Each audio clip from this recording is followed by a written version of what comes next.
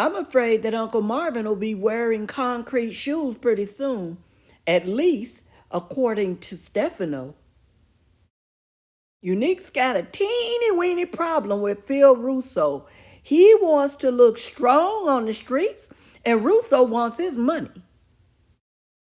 Meanwhile, Raquel's shipment is in. She's trying to put everybody on, but she's got a lot of problems along the way. Now, you guys remember this scene, but what you don't know is that Kanan's stupid ass goes back to these people to ask them what happened to Famous. Could they find out through their police sources? There's so much more that went on during this episode. We're going to cover it all. Hello, Power Veterans. Lady Vet here with another Power Book 3, Raising Kanan, Season 4, Episode 8 video. This one is about Street Struck. Rock goes on the offensive as Marvin and Lou attempt to contain escalating situations. Jukebox joins the search for Ocee, while Kanan looks into his theory on what happened to Famous. If you haven't already, subscribe to the channel, hit that like button, and let your thoughts be known in the comments. Let's just go straight in. First, I gotta admit that this episode was on fire from beginning to end, starting with the death of Quan. So Marvin went into Quan's place, making it look like a robbery. He took Quan and his people out. Lou and Imani are back together again. She have a lot of questions, but Lou don't have answers right now. Be Realist opened Pandora's box by going to Kenyatta. Now Kenyatta and Julius is coming to him. They want to circle back on Lowell and get the job done that wasn't done before. Now, while Be Realer wanted nothing to do with this, he didn't have any options according to Julius and Kenyatta. Raquel was on a personal stakeout at the tailor shop, clocking Unique. Kanan and Jukebox have a meet at the diner, where Kanan discusses a missing Ocee, and Jukebox offers to help search for him. Then Juke asks the $1 million question, what about Fame? Kanan told Jukebox that he wasn't 100% sure, but it was Rock. Jukebox did not want to hear that, and so she went into straight defense mode of Rock.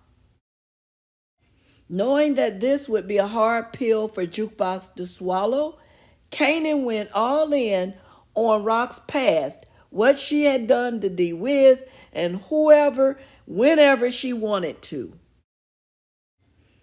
Akbar and the Jersey crew are in the tailor shop kicking it when Ocee comes to him asking where's Unique.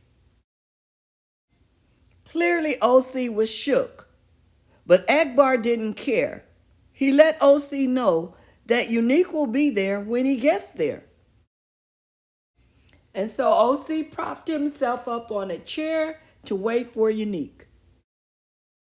Back at the diner, Kanan is still trying to convince Jukebox that Rock probably paid police to kill Fame. Kanan had a problem convincing Jukebox, but he said that he would go and talk with Snaps and Pop because they have a connect in the police station. He'll find out what they know. So finally, Unique enters the room, and he's talking about making money with the crew and constantly being annoyed by Ocee telling him that Kanan knows. When Ocee finally gets Unique's undivided attention, Unique wants to know from Ocee, how does Kanan know that they took the money? Ocee's got no answers for Unique. He's constantly saying he's got to get out of town. He's got to go. Ocee's shook. He's worrying Unique about Kanan and them taking the money Akbar comes and tells Unique what he don't want to hear, that Russo is aware of what's going on and Quan being put down. So Unique is upset. Akbar's got Unique's entire attention. Unique is going off about Rock putting Quan down, even though Akbar says they don't know that that's exactly what happened. Unique is convinced though.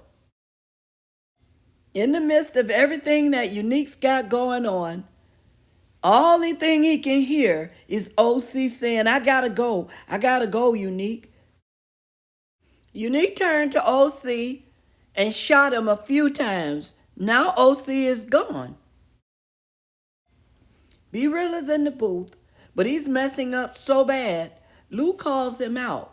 Alan thinks that he needed sleep, but Barilla needed to get something off his chest, so Lou excused Alan and Barilla told him all about Kenyatta and Julius and what they had done. Rock and Marvin had a meet with Hafiz to find out that their shipment would be in within the week. Unique is gunning for Rock so hard until he can't think straight, and so he's ready to take out the people in the restaurant. But Akbar tells him that Jersey tells him to sit tight. Unique says F Jersey. This is a simple reminder that Unique is crazy. He's attempting to go against the mob with the crew that belongs to the mob.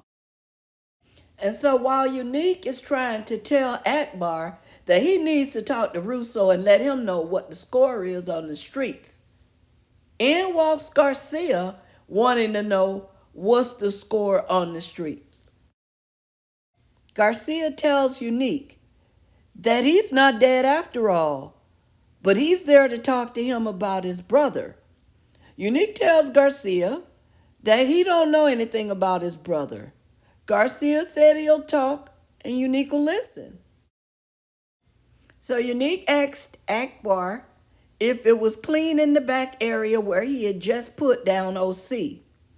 Then he led Garcia there to talk. So Rock's standing on business.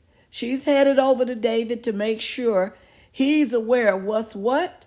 Marvin is going over and make sure the restaurants are on point. Marvin points out to Rock that Unique will know that they put Quan down, but Rock isn't overly concerned because she believed that as long as he can't pinpoint it, they'll be okay. Garcia asked Unique where he disappeared to. Unique told him he was on vacation. Garcia told him that he should have used a little sunblock. Unique told him that he cut himself shaving. Then Garcia pulled the chair up to Unique and presented his theory. He accused Unique of being the prime suspect of the murders of his brother Ronnie and Detective Howard. He told Unique that he was still putting the puzzle together, but what happened was they turned on Unique. Unique went on vacation, doubled back, and killed them. Garcia ended that conversation telling Unique that he should have stayed on vacation. Unique agreed. Now, does this mean that Unique is going back to being dead? Then we go to the park where we find the OGs Snaps and Pop walking their dog along with Kanan. And the dog actually looks like Snaps. Snaps asked Kanan if he had any idea who took out Quan. Kanan didn't know because he didn't know that Quan was taken out. They continued about how fond they were of Kanan, but Kanan's mind was on his friend Famous, still trying to get to the bottom of who killed Famous. Kanan asked if they had a line in the police department that may be able to help them with Famous. Pop wanted to know who told him that they had a line in the police department. Kanan reminded them that he saw the police with them in their place of business. Let me just say that Kanan has been warned about Snaps and Pop by his mother. Oh, yeah, but he can't stand his mother. Kanan further explained that word on the street had the police in it, and he wanted to know if that's so, someone made the call and who made it. Snaps asked who he thought made the call. Kanan responded that he didn't know. That's why he was talking to them. Snaps told Kanan that he would check with their peoples, but Pop told Kanan to let them know if he heard anything about who put down Quan. Marvin headed over to Early Tyler to pick up his bag. Then he got into a discussion with him about the guy that was put down in Howard Beach. Early put it on Marvin. He said, "You told me to handle it." I did. Me and Londell, my cousin. Marvin reminded Early that his cousin Londell's mouth was so big that it caused him to do time. Early told Marvin that it was as much his fault as it was his. He gave him the green light. He told him to handle it, and he did. It's on you, Marvin. Jukebox went to Ocee's people's house looking for him and was met by Ocee's brother, who invited her inside. Ocee's brother tried Juke. Jukebox made it clear that this ain't that and pulled the strap on him, asking for Ocee. With the strap in his face, Ocee's brother told Jukebox that he hadn't seen Ocee in a week. Jukebox told him he could have saved himself a knot on the head had he told her that at the door. Rock sat patiently at David's desk, listening to him go round and round and round and round and round about nothing. And then Rock told him that they're about to be up in a big way and she's expecting him to come through. Rock did her best with David.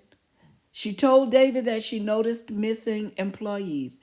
David said it was about payroll issues and it didn't take a degree from Harvard to get someone to drive trucks, and that he couldn't wait for her drugs to get there. The OG's Snaps and Pop had a rooftop meet with a couple of the police that's on their payroll.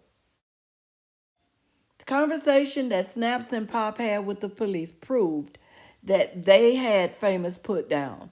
Now they're concerned with the sloppiness of the police, causing more trouble for them.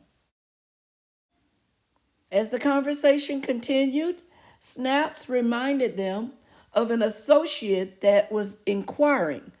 They pointed out that it was the Starks kid and that they could talk to him. But Pop wanted the mess cleaned up. Pop reprimanded them and made it clear that nothing had better ever come back to them. Unique made his way to New Jersey and to Phil Russo, who was very upset. He couldn't prove that it was Unique's girlfriend, Rock, that put Quan down. He didn't care. He cared about his money, and he made it clear to Unique that rain or shine, he wanted his. Because of B Rella's mess up, Lou went to see Kenyatta. Lou came to the man's place of business and told him to leave B Rilla alone. Kenyatta denied what Lou was talking about and told him he didn't appreciate the inference that he was making, and Lou told him he didn't give an F. Julius appeared from a back room, put his hand on the strap, and ran Lou out of there. But Lou didn't go without giving the same look that he gave to Crown before Crown left us. Unfortunately, Lou's visit caused Kenyatta to believe that they needed to send Lou and B Rilla to meet with the ancestors. What Rock thought to be good news for Stefano and news that would smooth things between them turned out that perhaps not. Marvin needed to pour himself a drink to tell Rock that he used Early Tyler as a bookie to help out Stefano, and more than likely, Early Tyler has killed Stefano's friend. Marvin further explained that Early's help was his big mouth cousin, Lionel. Needless to say, he would fix everything according to Marvin, but not so with Rock. She told him that both of them had to go. I'm concerned that both Unique and Marvin have run out of opportunities to be in bed with the Italian mob, and both may need to figure out how to unalive themselves. It seems that everyone's had a difficult day at work. So Snaps and Pops are at their place of business, and in walks Unique with his proposition of them working with him. Unique wanted Snaps and Pop to broker peace by bringing Stefano and Russo to the table, but Pop made it clear that the adults needed to talk about it among themselves first. Look, if we gonna do this shit, we need to move quick. He said we get back to you, nigga. Now head home to your coffin or your crypt or wherever an undead motherfucker like you rest their head, okay? Let the adults talk. Snaps tells Pop that the plot thickens, but Pop has no response as she is 38 mad about everything going on as it gets closer to them. Rock and Jukebox work together again after Kanan has labeled Rock as suspect. It would have been awkward if both of them didn't know each other so well. They packed away Mama Joyce's things as Rock shared a memory or two about her mother's attitude while wearing certain clothes. Jukebox would ask about her dying.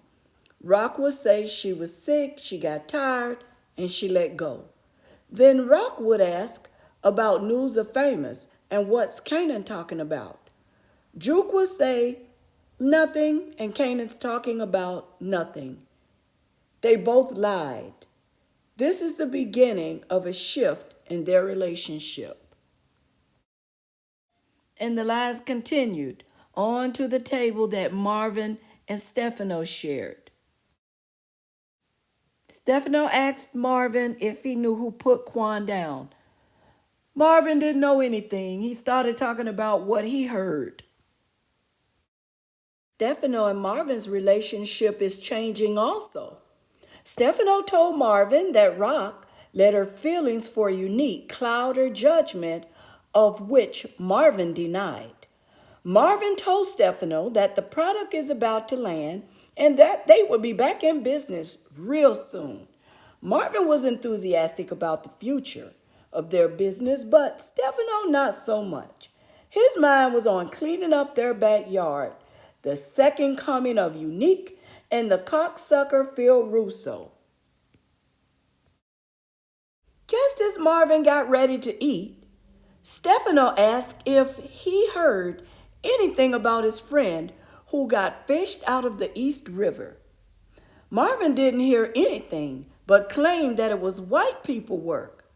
Now, softly in the background, the Godfather's theme song was playing. Stefano told Marvin that when he finds out who did it, someone will be wearing concrete slippers, and it's one size fits all. Well, since Ocee's body was thrown out with the trash, it was the trash man who discovered his body while collecting the trash. Kanan came home telling Crystal he wanted her out of New York. He didn't believe it was safe there for her, with Famous being gone, Ocee missing, and Unique out in the streets. He didn't think he could protect her. If Crystal is that voice of reason for Kanan, maybe it will sink into Kanan's head that she's right when she says she don't think that Rock had anything to do with the death of Famous. Early's cousin Londell was playing cards with Early and some other guys when he needed to take a break. Since Early had some plumbing problems, Londell had to go outside. He had played cards for the last time, and it was the last time that Early saw him alive. Londell met Marvin Strap outside and wouldn't talk about anything else to anyone else again. Together, Rock and Hafiz uncovered her shipment. It appears that Rock is back in business. Jukebox and Kanan are discussing the day's events at his work spot until a knock comes at the door where they learn that Ocee is gone. Lulu and Rilla head inside the studio, not knowing that Kenyatta and Julius are outside waiting for them. Crystal got packed and ready to go out of town, but first she stopped to see Rock.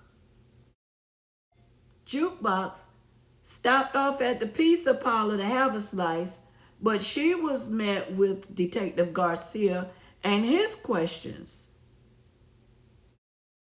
Detective Garcia pointed out that Burke told him that Juke was someone good to talk to. Unfortunately, Juke said that would get her killed.